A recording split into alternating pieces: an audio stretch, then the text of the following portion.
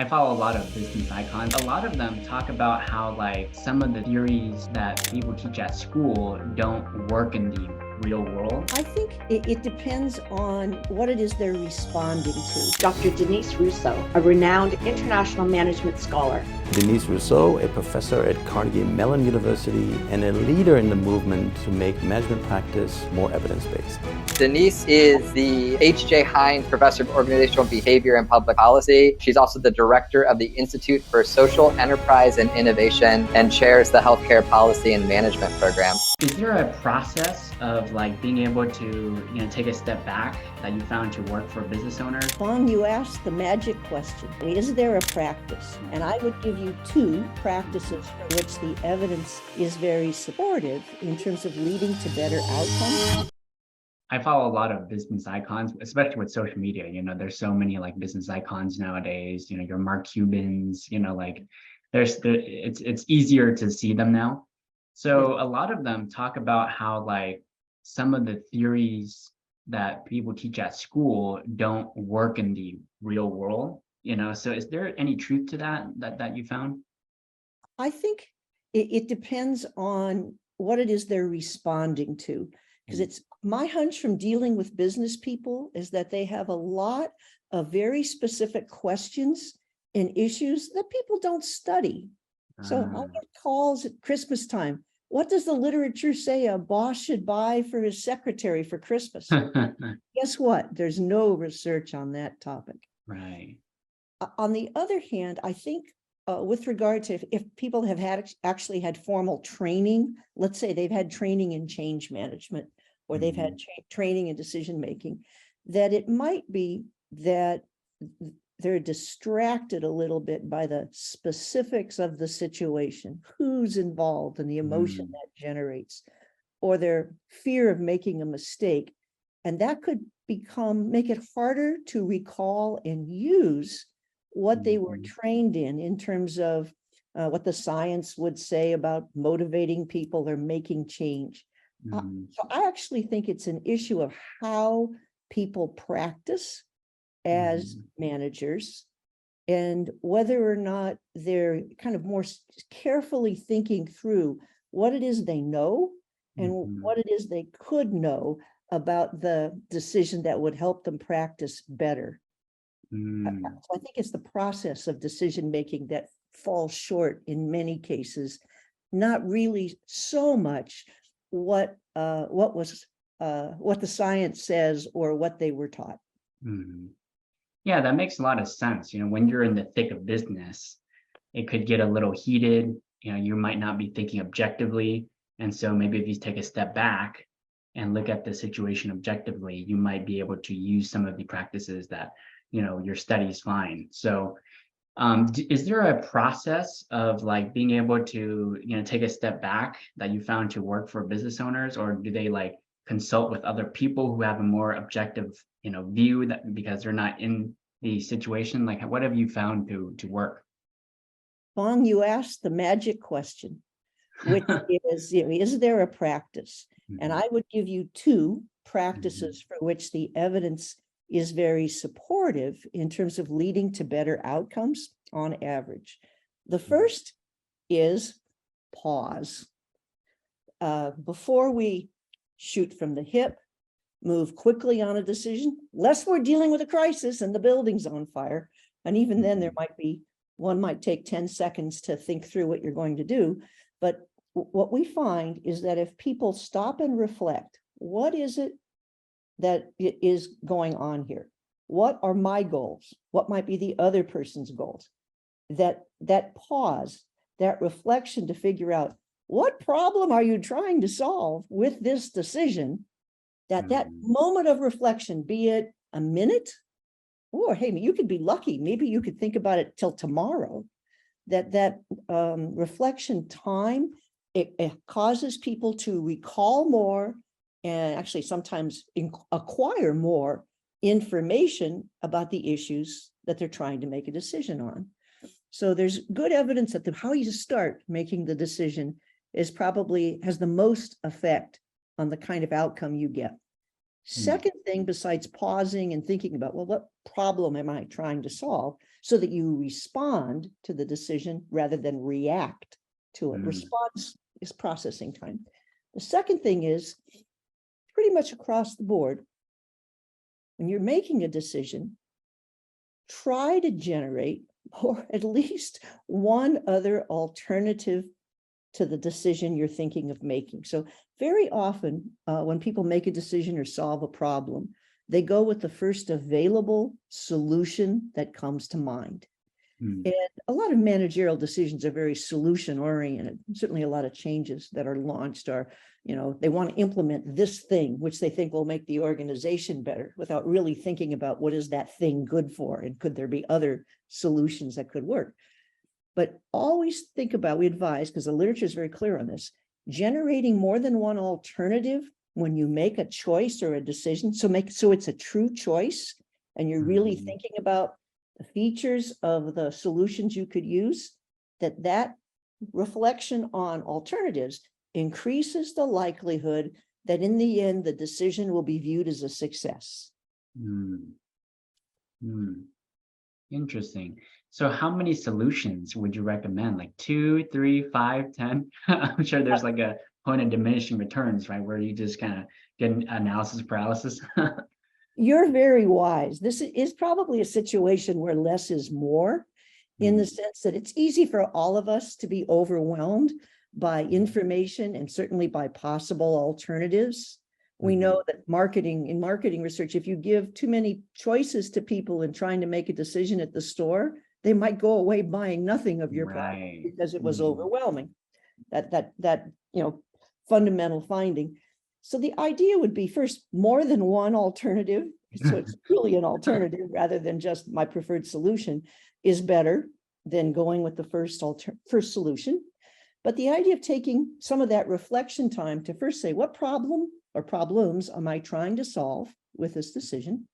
And then, having identified that, generating or gathering a couple of alternative solutions. I think 2 or 3 are probably fine, because we're not computers. If it were 6, I probably couldn't think about all the features, because here's where the virtuous effect from alternatives comes. So I have, let's just keep it simple, 2 alternatives, and I could do this, which is readily available, or I could make something happen to make this alternative that actually has more features that address the problem that I'm trying to solve. Well, maybe in the course of comparing 1 and 2, I get an idea from 2 that I can adapt on solution number 1. When I try to implement the first thing I was thinking about, I can add those other features. I can ask certain people to participate in this, and that'll broaden the reach of my solution. I can change the time frame over which I'd implement it, because like solution number 2, it will require some supports to make it work. And I maybe wasn't even thinking about when I first went with solution number 1, but I've learned about my preferred solution by having an alternative. So it's just as you were talking to an architect about what you wanted in your new house, and you're having a hard time telling them all the things you wanted. So the architect put in front of you 3 different models, it's a ranch, it's modern, it's flat roof, whatever. And you looked at them all, and because you had those 3, you could then tell the architect, I like this feature, but not that. This will really work for what we want, because the alternatives stimulate your thinking. I see.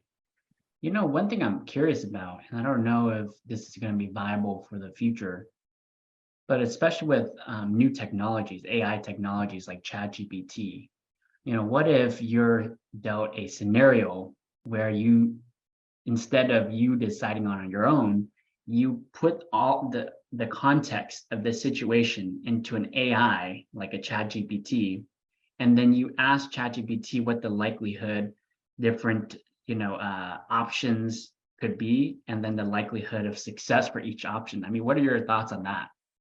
I think that there are some good support uses that ChatGPT can be put to, but right now, at least, it's only as good as what is the evidence or the information or the data, Mhm. depending on what it is it's pulling up off the internet.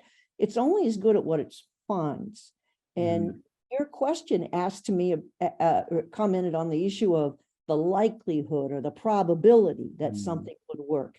That's pretty specific information that for many interventions and alternatives, it does not exist.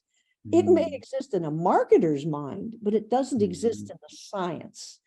So if you're trying to make an informed decision, not based on hoopla or sort of the self-presentation of products, product information, I don't think you're going to get that level of precision. What I think is good about Chat GPT is that it scrapes the internet for features that could be related to the problem or the decision.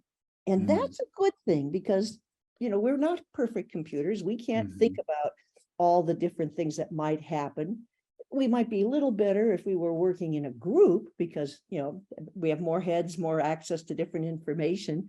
But the idea that you have a tool that can tell you about this thing you're trying to implement. Oh, you're going to do a new performance management system in this kind of an organization. And if you asked ChatGPT to tell you what they know, it's going to come up with features you haven't thought about. And that's a good thing. Probability, not so much.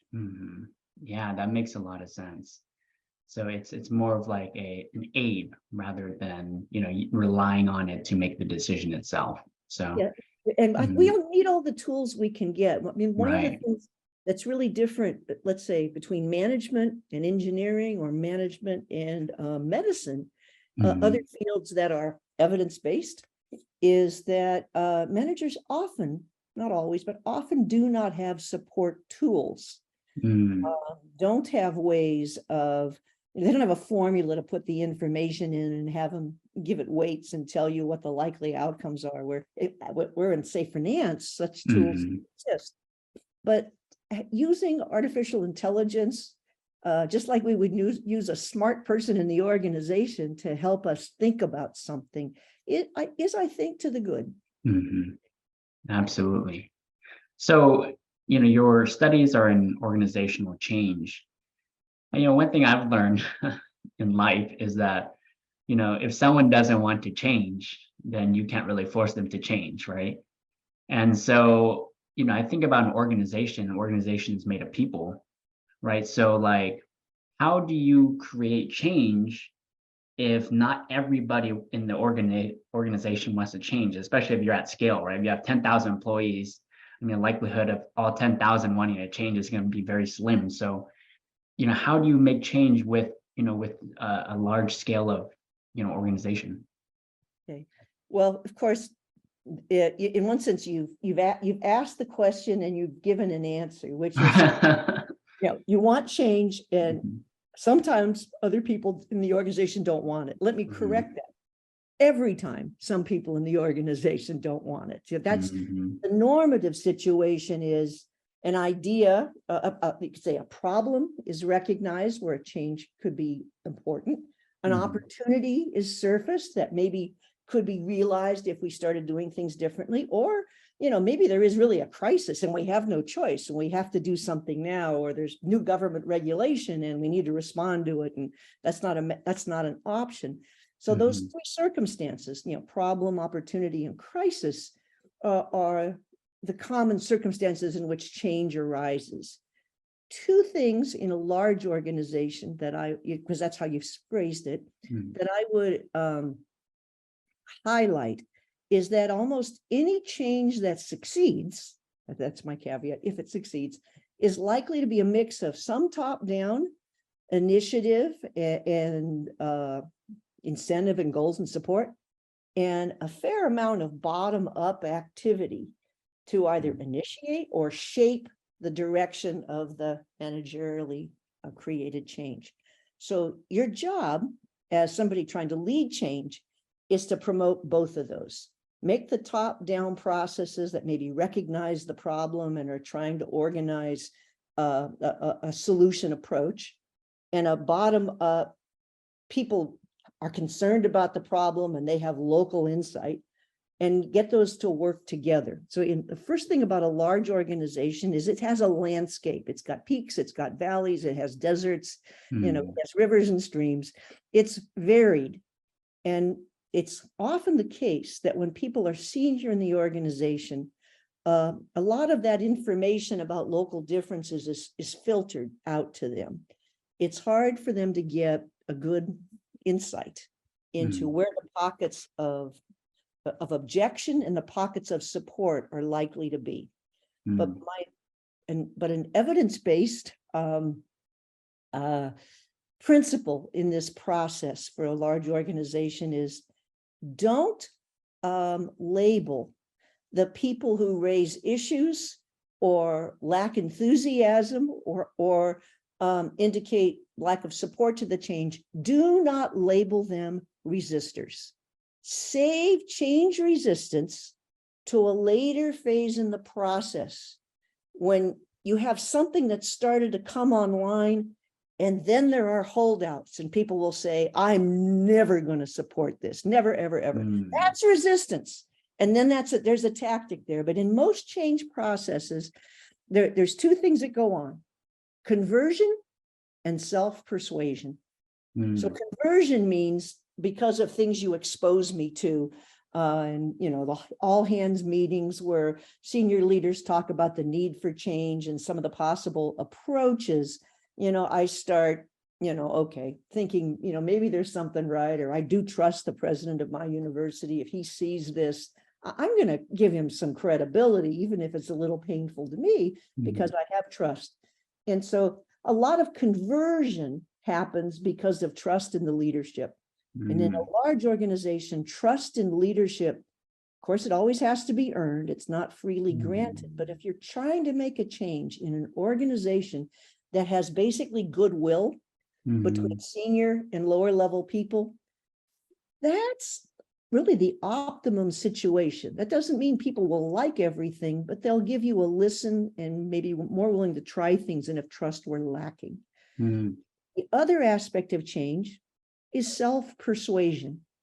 Self-persuasion is when, president of the university, he said, he really wanted us to try out new diversity and inclusion approaches in our different departments. And so, I'm a senior professor in mine. I, found friends who were on the faculty who wanted to try things too. And we locally kind of experimented with different ways of reviewing candidates.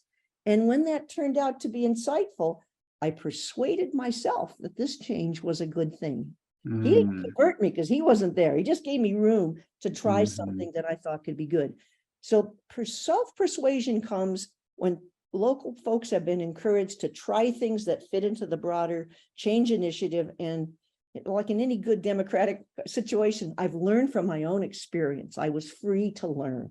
On the other hand, and organizations aren't perfect democracies, because there are a lot of resources controlled at the top, senior leaders also have the opportunity to convert people by information given and by the opportunities to created to serve on different task forces and groups that are trying to figure out how the change should be carried out. No change comes from the top alone if it's effective. It needs to be co-designed in a process. And maybe in that you're actually getting a mix of conversion and self-persuasion, both of which are really good levers. And if both of those fail, and at the end, there's still some people who say, give it up, I'm not going to, that's resistance. And then there might be reason to move them out or isolate them, early retirement, whatever it is, but they've had an opportunity to help shape the change and participate in it. So we don't come at them with a heavy hand, we actually present them with what the new organization is. And one of the things we find out is that many people who say at first they hate this, they won't do it, but they still like their job and they like to be in the company, will just say when this change now is the norm, okay, I'll do it. I'll take that. That's very interesting. So when change happens, is there like a bell curve where like in the beginning, it's like a lot of people who are early adopters would be like, yeah, I'm all for change, right? And then you go into the middle where you kind of start to convert more and more people, and then the end, there's like the laggards, who just will just resist. Is it kind of similar to that? Well, Phong, what you've just described is the diffusion of innovation model, which is around, I think, probably since the 1950s, about how new ideas get taken up. The innovators who like shiny new things, and then the early adopters who are a little bit more scrupulous about, well, it really ought to be reliable too, or work, and they try it. And then the early majority, the majority, the late majority, and then those last people we were talking about, the holdouts, are the laggards. And there is some aspect of that's true. That model that we're describing is a flow of new ideas in society, and it's been a useful way of thinking about how innovations are taken up in education or medicine or whatever. I think in the case of the kind of large-scale organizational change you were talking about, because people in an organization are embedded in, kind of these hierarchies of influence, you don't necessarily see this more natural flow as in a society where people in different kinds of roles get exposed to a new technology. The early adopters tend to be people for whom the change is obviously useful. It helps them solve a problem they know they have, and they want it to be remedied. So hands up, bring it here, I'll get involved. The later adopters don't necessarily have to be, as is often the case with new ideas, more conservative people. The change just might not seem relevant to them until some influence process and practices take hold and they start seeing the benefit of it. Most change is taken up because people see the value in doing it. And in a large-scale organization, since it doesn't change on a dime, it takes a while for people to get exposed to the new practices. Rollouts often start in maybe the neediest place, so maybe that's in the manufacturing facility or the office factory facility, because they have such high volumes. And so, geez, if we get this remedied in terms of service quality, that'll really help us. And once we see how beneficial it is, we want to diffuse it to marketing, and we want it in R&D, and we want it in all these other places. That path follows more both need as perceived by change leaders, as well as how much the kind of resources available to them. And since change is resource intensive, you might not launch everything at once. In fact, I would advise not to until you understood better how it worked. Right. Interesting. So you mentioned, when you're dealing with change from the top down and then bottom up. So I'm just thinking about that. It might seem like the bottom up might be a little bit more difficult for leaders, right? Because they're more detached from the front lines, right? So what does that look like? How could they really cultivate a bottom up approach?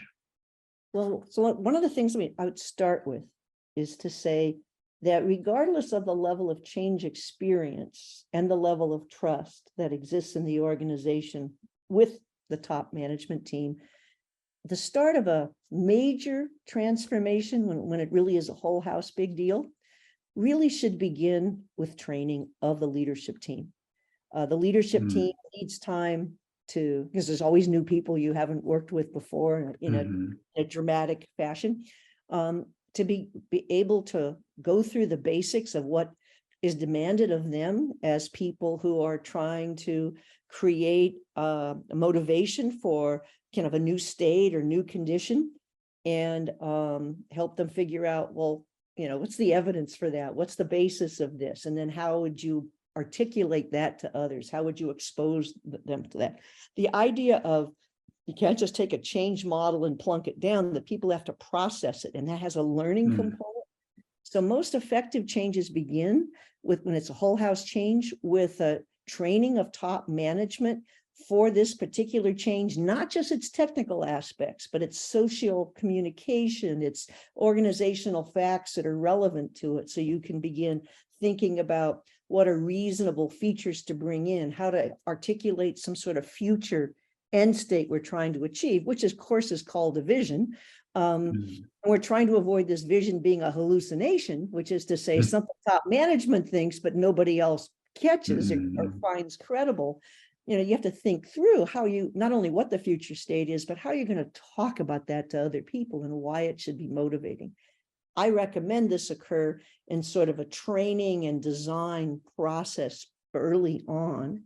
That will take, that is reflection on the part of senior leaders, but part of the training should be how to encourage, support, and if you get lucky, catch and develop bottom-up implementation of the change, because people want to participate because they don't want it imposed on themselves. They would like to be able to craft something that's in line with their goals. And if trust is there, they do want to respond to the leader's initiative, but they need that discretion to shape it locally. How are you going to work with those folks? Now, some organizations do a nice job of this by saying, let's see if we can invite people across the organization, maybe at the level of the departments, to initiate one or two projects that are part of this change we're thinking about. Maybe it's a change in metrics, maybe it's a change in service quality, maybe it's a change in inter-unit cooperation. Might be better, since people know where their own stumbling blocks are, that they would initiate the projects that would foster better intergroup coordination, and then have top management support those local projects. And then the key part of this, Phong, is, and then learn from what happens about what works for us and where the stumbling blocks are, and where people had to refer up problems to the senior leadership because they didn't have the resources or the authority to solve it themselves, and where they did have the opportunity to make local changes on their own. Interesting. Yeah, it seems like, when you're dealing with change, there might not be a perfect solution, or like after implementing it, you might run into problems. So you have to tweak that solution a little bit to be more practical for people, at the bottom of the organization. I think that's pretty much always the case. This would be true in a restructuring as well as it would be true in a technological adaptation, or it would be true if we're trying to foster a more whole house cooperation rather than a more siloed arrangement. You can have a sketch, the top management team, of what you'd like to see happen and maybe where you think you could support people to engage in this. But that sketch is incomplete, and it's completed by people trying to, take up that design and make it work locally. And so coming at this process with a desire to learn and to share what's being learned is really important. This is one reason why I'd say maybe don't start whole house, because you're still learning how to learn at the beginning of this. So maybe trials, they're not quite pilot tests, but they're smaller scale take-ups of what it is you're trying to change. Interesting. What made it work, what made it hard. Absolutely. So I'm thinking about, so like we're talking about change here for a large organization. How would the approach be different with, like, let's say a smaller business, someone with less than, say, 10 employees?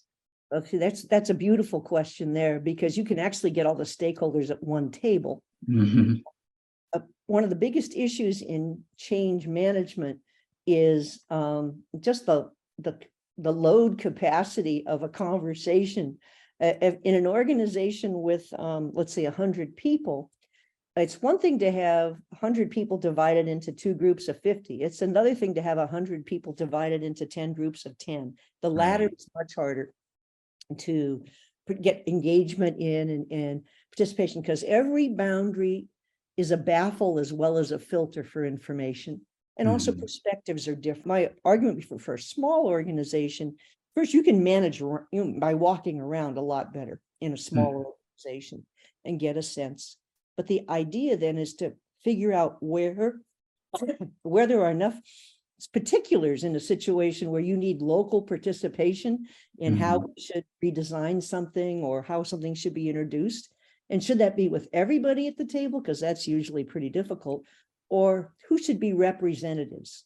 And representation is a very important aspect of this. You can communicate with people. All hands meetings are a small number. You can talk with them and wander around.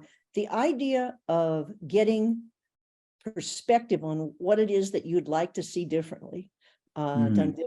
The idea of helping people understand where's the gap between where things are and where they need to be, and making that palpable. I mean, the senior leader in an organization is one of the most important resources in a change. Spending his or her time connecting with people or connecting with representatives is very important. So, the small business owner can walk around and talk to people, explain what he or she's concerned with, and have people get a reaction to it. Then the idea of you're trying to foster trust is what you share with them about how you'd like to see this change process unfold. And the notion would be what time frame, what goals, what specific goals do you want to see happen here, and then taking people's input on what would be a good process for doing this. How could we make this happen? What do you think would be a good way of doing this? And the idea of you're likely to get better goal acceptance in a smaller organization because of the credibility of the leader, and also because of that firsthand contact. So you can take, get information on what it would make for people to believe the goal is more doable and acceptable, and to factor that into the implementation. If people accept a goal, you don't necessarily have to do a lot more complicated things than say, let's work on this between now and then, and lay your goal out and give them room to implement it. I think change is actually an advantage in a smaller organization, probably because people's jobs are broader and their relationship to the organization is more direct, as opposed to filtered through many people. And so the idea would be to lever that. Yeah, absolutely. So that makes a lot of sense, like that relationship is there. And I think that relationship can foster trust easier. You can build that rapport, so I know that one of the studies you did, I think I saw you published it and it was cited by over 15,000 other people, which is incredible. And it's about trust. And so can you talk a little bit about, that study for people who aren't aware of it? Well, it's actually, it's a theory paper on the nature of trust, but it builds on this big body of research. I've contributed to it, but so have many, many other amazing colleagues. The key idea in that paper that you're referring to is that trust means the willingness to be vulnerable to the intention and actions of another. So the key idea was when trust exists because you could harm me in some way, but I believe you won't. And so I'm willing to kind of open up to you. I'm willing to, stay on this job, even though I don't know what's going to happen to the company or if you'll stay around, because I trust you. So vulnerabilities are the basis of trust. If everybody were a tub on his or her own bottom and had everything they needed, trust would be irrelevant. We just would live on our own resources. But that isn't the world, and we benefit if we can trust others or have others in our lives we can trust. Trust is a huge currency in organizational change, because if people trust their leadership or the organization broadly, they are more willing to accept uncertainty, chances,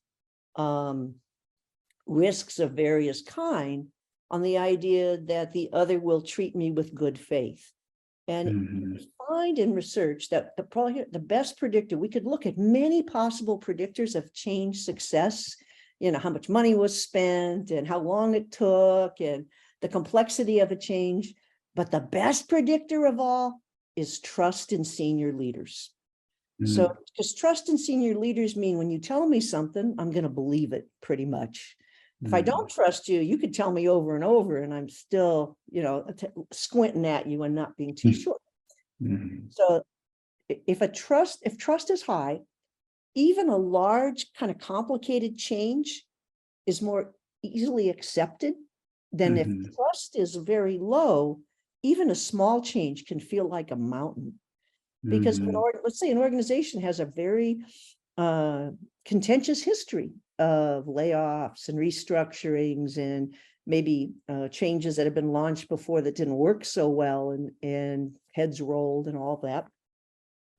So when trust is low, anything we ask of people may seem kind of risky and make them more vulnerable, because especially in the context of change that is framed as economic. We're doing this out of business necessity. We're doing this for economic reasons. When people hear economic reasons, they hear, we're doing it so you make more money and or we're doing it to get more from us for less. It signals, I call it the loss frame, that something's going to be taken away from us so that the business gets more. People don't, if trust is low and they hear economic reasons, the kind of all, the gloves are off because people do feel threatened. On the other hand, if trust is good, even if there's been like quite a history in the past, but this management team has built with it a rapport and has shown its credibility in word and deed. And when it asks, we need to make some changes because the market's changing, or or that might often say we need to improve our quality and it will help us in the market. Adding something which is not just economic, but that is also valuable, like service quality or product quality or patient care quality, people resonate with that. And if trust is high, being offered the opportunity to make a change that realizes a value that people have beyond just economics is relatively easy for people to take up. So this is a reason why I say, the pre-work of change is to protect and enhance the quality of the relationship between senior leaders and employees broadly.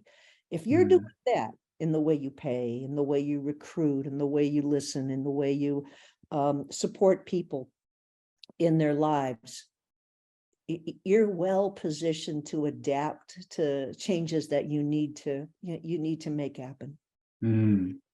Interesting. You brought up so many great points there. Let's kind of dive further into some of them. So the first thing you mentioned was giving trust, and being vulnerable.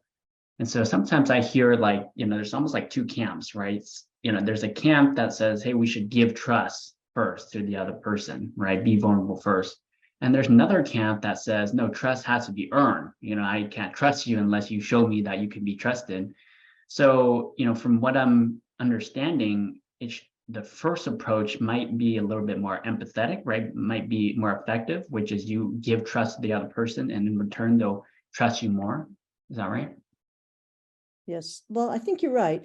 I mean, trust is, it's based on reciprocity, that if I do good for you, you will do good for me, positive reciprocity. But there is such thing as negative reciprocity. You've screwed me over, so I owe you nothing, which often comes in terms of perhaps some retaliatory conduct on the job. I think the issue of who trusts first is the classic question in psychology and sociology, and I guess in life, who trusts first? I'm suggesting that since we know change is inevitable in organizations and it perhaps constantly, more likely intermittently, we will have it, that to be a trustworthy player is a responsibility of senior leaders. And so I would say first, you need to be worthy of trust and show trust to your workers. Then it will be reciprocated. Right. The old adage that, we kind of, Yeah, we used to say companies get the unions they deserve. If they've been really abusive to workers, you'll have a very belligerent and demanding union. If on the other hand, there's been a history of collaboration and cooperation, as is commonly the case in some industries, they can work things through. There's enough will that in uncertain times appropriate adjustments will be made. So you're going to get, you could say you get what you pay for. I think you're going to get the trust you deserve. So how to be worthy of it is one of the things that interests me as an organizational psychologist. How does a management team show itself to be trustworthy? And I think one of the really important issues here is, and there's some basic issues in fairness. So, is pay fair. You don't have to pay people extraordinarily high to pay them fairly. You pay people enough to take wages off the table so that they're worried about other things, because I don't have to worry about my pay. I'm paid enough, my bills are covered. Did people have an attractive future in the organization? If I have some sort of a future here and my present is good because I'm paid enough and I have an attractive future here, my skills will be better. The people I enjoy working with are likely to stay. That's compelling to people about the value of being in a place. So I would say, think about how to make the jobs people have more valuable and how to make their involvement in the organization more worthy of trust. And those are organizations who are highly responsive to a need for change articulated by senior leaders.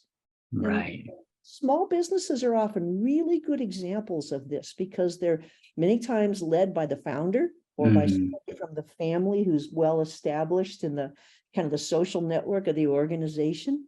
And indeed, they're often managed very relationally.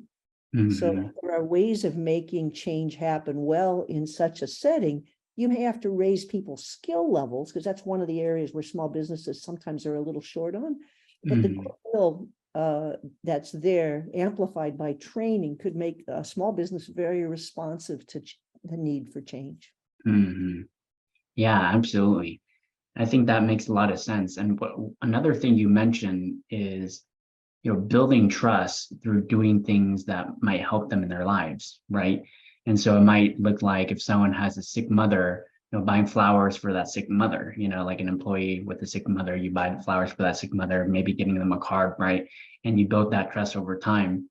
And so, when you mentioned that, it made me think of a book called 7 Habits of Highly Effective People by Stephen Covey. And he talks about the emotional bank account, and so you kind of put deposits into the bank account by doing good deeds and good, goodwill for people. And then later on, when you ask them to do something, or in this case, make a change, they're more likely to do so because you added to that bank account.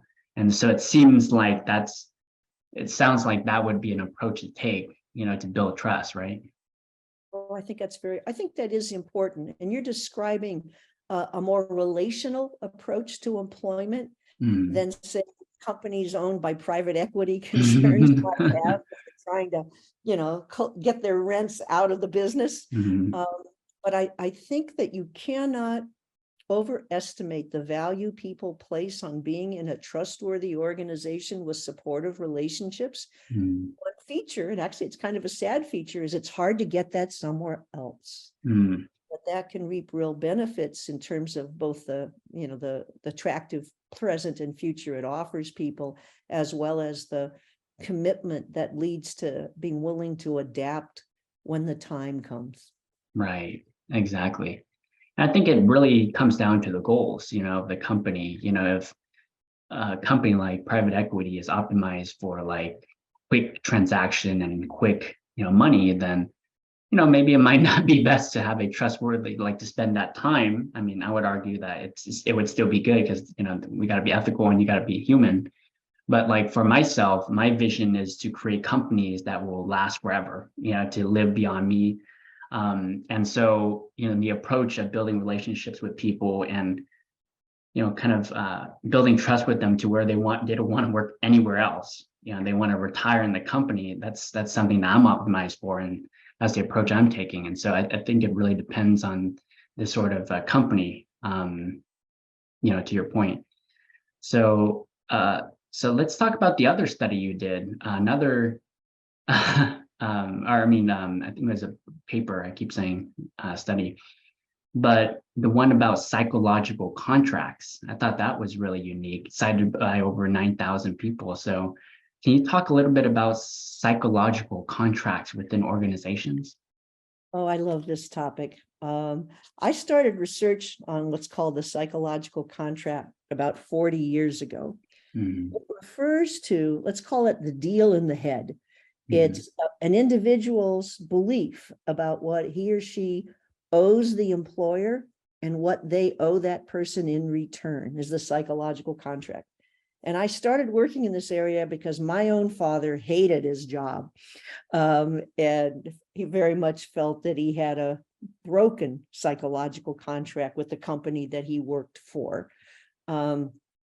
And I had begun to wonder, what would it look like if people felt their organization had honored their commitments, and how would the people react in return? I was never interested in the violation part because there was so much, but I'd love to see, I wanted to study what healthy employment relations look like to show what would be possible. And so we find a couple of things. First, for the employer's perspective, if you're trying to build psychological contracts that are fulfilled and kept, and you typically want that because people who feel the organization treats them well and has a good exchange with them are much more likely to step up when help is needed and provide it. They're much more likely to stay, and they're much more likely to speak up to try to help the organization when they see problems, as opposed to vote with their feet or badmouth privately to a coworker, because they have that level of sense of a relational commitment. So fulfilling a psychological contract is partly, it's not about necessarily always paying the highest wage, but it is about keeping the commitments you have made. If you say you're going to do this, you build a system in place so you do. If you promise people upward mobility, what forms might that take? If you're promising them stability in their job, what does that mean? Is that about wages? Is that about job security? Is that about future employment elsewhere? If they're, that their skills go up over time?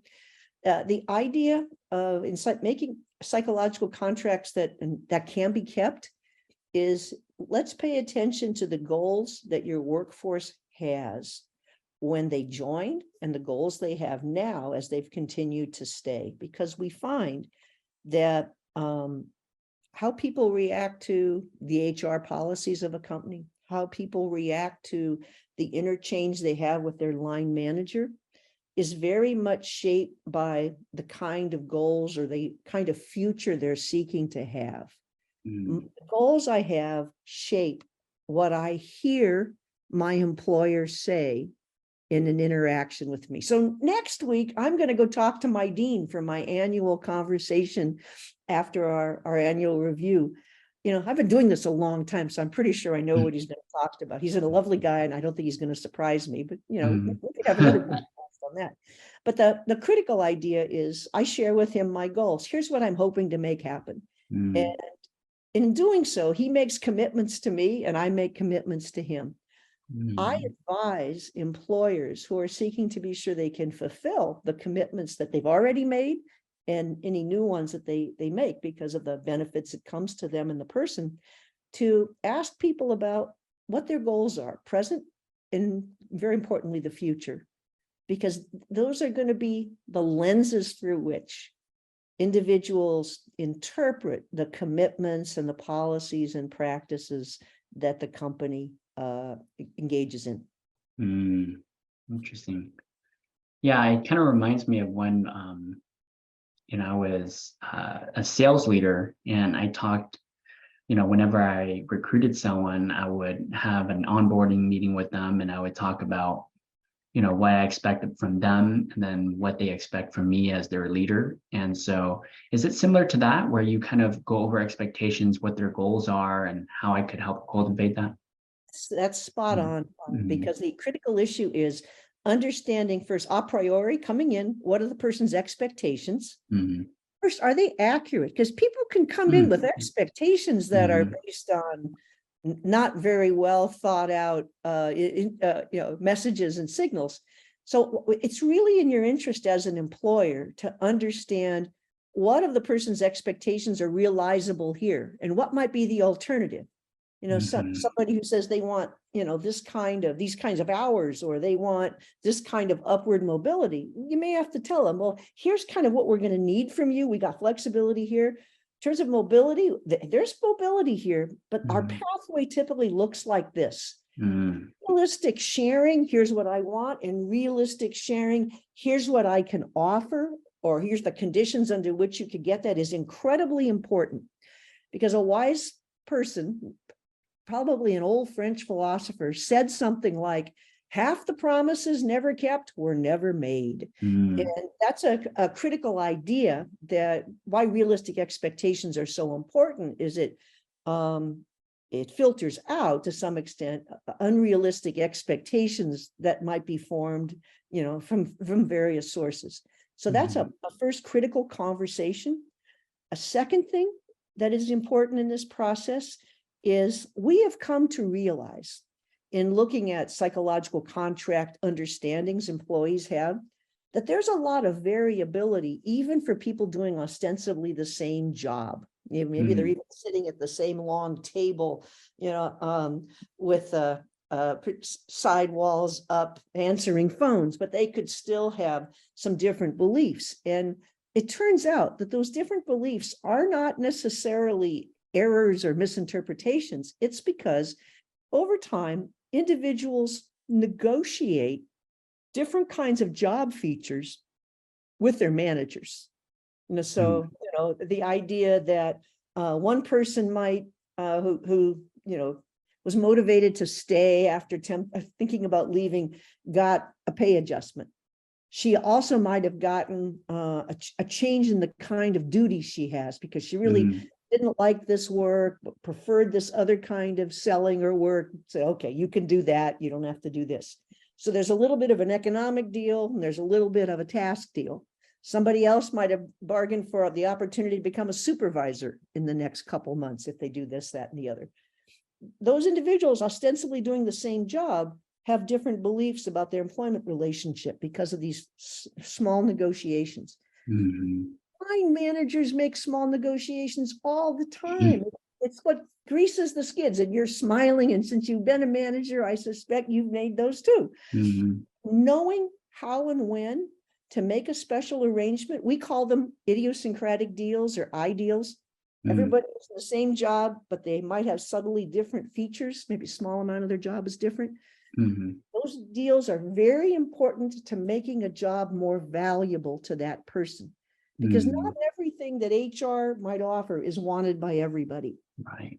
It's sometimes customizing that little bit of a special arrangement, or that little bit of a developmental opportunity with the eye to something in the future, adds tremendous value to the job for the person. It's a fulfilling psychological contract. It's also a resource that makes this job more valuable than going somewhere else might be, because it's hard to get special arrangements, except for maybe pay differences, when you're newly hired in a company, because you don't know the job. You don't know what to ask for. And the company doesn't know you and doesn't know what to trust you with. So many deals are made once people are hired. And we see this very much in the psychological contract data. Of these little variabilities that seem to matter a lot to job value and motivation. So let's say someone comes in and they have, they share their goals and what they want out the job. And let's say 6 months later, something in their life happens where their goals change or adjust. So how often should a leader, a manager check in with their team to make sure that their goals are still what they want, or making any pivots along the road? That's a good question. And so one of the things, it's one thing to do sort of your annual meeting, like mine with the Dean next week will be the annual meeting. I've talked to the guy a lot in the year, but Right. not about me, right? But the idea would be, I recommend this, that when there's been a special arrangement, so the idea that the first person I told you about, she bargained for a little more money because that's she was willing to stay then, and a shift in her job duties. The money, that's a done deal. But the shift in the job duties, that can have downstream implications that we cannot foresee when the deal is granted. And it's worthwhile to do a check-in, periodically. Sometimes I say after you've made the deal, 6 weeks later, check in, 6 months later after that, to see how well it's working. Because when you introduce a variability, it can have implications. Does that still work for you? Is that making problems for us? How have your coworkers responded to this? Like, do they know? Do they see it? If there's any mitigating circumstances that we need to deal with, because it's not just the deal that's made, but it's aftermath that we want to manage. And so it's real often just a quick check-in will do. One of the things I would also say is depending on how broad and exceptional the person's deal is, except where money's involved, because that's usually a contract, kind of a legal document. But for these arrangements that are more about work process and time and location, my advice would be to tell the person at the time, let's experiment and give you, this arrangement, and then we'll evaluate after 6 weeks or 2 months how it's working. If it works well, we'll keep it up. You can tell us what your experience it is. If there's a problem, we may have to deal with that. If it really creates a problem, we may have to sunset it. But the willingness to try, I hate to tell people to grant idiosyncratic deals in perpetuity that might become so deviant or so hard to manage with or around that they create more problems than they solved. So my view of realistic expectations is to tell people, well, let's try this and let's see if we can make it work and see what's going to take. And realistically, if it should become too burdensome, we may have to change it or stop it. Right. I like sunsetting myself. Yeah, I like that. I like that word, sunsetting it. So, to kind of wrap up, I mean, before we did the podcast, like the past few days, I've been researching, and you did a lot of studies. I mean, you did a lot of research papers. And so if you had to summarize and you go through all the research papers, what, I guess, findings would you say, if more business people knew about, it would have a tremendous positive impact, in the business world and society? I think there's two things. There's the upside and the downside. The downside part is to realize that people are very loss sensitive, and I'll say, it's losing things that are part of the status quo that we're comfortable and we take for granted. The kind of work we do, the job title or our status, our pay, our benefits. So if I'm going to make a change that threatens the status quo, I really have to, I think one should be very careful about seeing whether is that you're doing that for an economic benefit? Is that a short-term benefit? And how will you offset against the cost of the person starts feeling their job's precarious because you mess with their benefits? Because if you do that, if you take away taken for granted things, it seems like new taken for granted things could be eroded next. So I would weigh that, because the status quo, when that's in place, relieves people of anxiety over whether or not basic needs will be met. And you'd like your workforce to be calm and not anxious. So thinking about messing with the status quo, my inclination would be to think about, if I needed to make a change or I was trying to manage costs or whatever, I would think about that first in terms of what I can do to ask people to help us do this. So without messing with the core taken for granted features of my job, if we need cost cutting, what do you suggest? Because I Mhm. can almost promise you management doesn't know all the ways in which money is being wasted or used inappropriately, used Mhm. effectively, but the workers do have insights, and Mhm. I would tap that. So that's one point. Don't mess with the status quo unless you're in a crisis. And if you got to Mhm. say to yourself, and why are you in a crisis? It's crisis now. Could you foresee this? The other part of it is one of the things that's very important that people value, and we see it in all our data, is a compelling future. Mhm. Even pre-retirement people want a compelling future. The time frame may be shorter. What they think is attractive may be different, but the shadow of the future is a big deal for people, not just the immediate presence. And how would we make a future more attractive to the people we work with or those that we could recruit? And so let me go back to the first point of in psychological contracts. What goals do our workforce members have? And do we know that? Do we talk about that?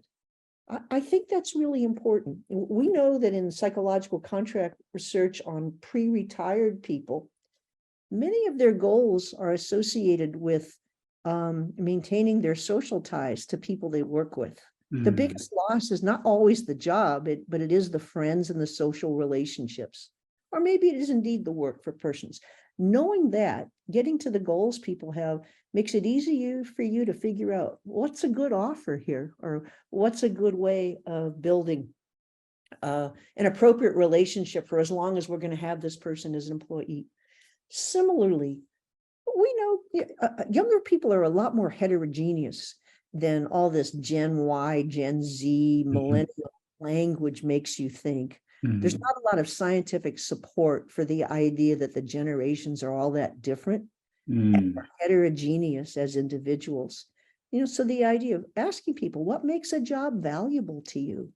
People can tell you about this. As long as they're not starving and wondering where their next meal is going to come from, people think about the future. If people are financially precarious, they think about tomorrow. Mhm. If you're secure, you could think about 2025 or 2030. Mhm. Our futures are dependent on how secure we are today. But to get that information about the attractive future for people, and then work to help build that into the employment relationship. That is so awesome. I love that. Thank you so much, Denise, for being on. I really enjoyed this. Time flies. Where can people find you? Oh, well, I'm at Carnegie Mellon in Pittsburgh, and I'm Denise at cmu.edu. Please email me if you have want any follow-up. Be my pleasure. Awesome. Thank you. All right, everybody. I hope you enjoyed it as much as I did. I will see you in the next episode.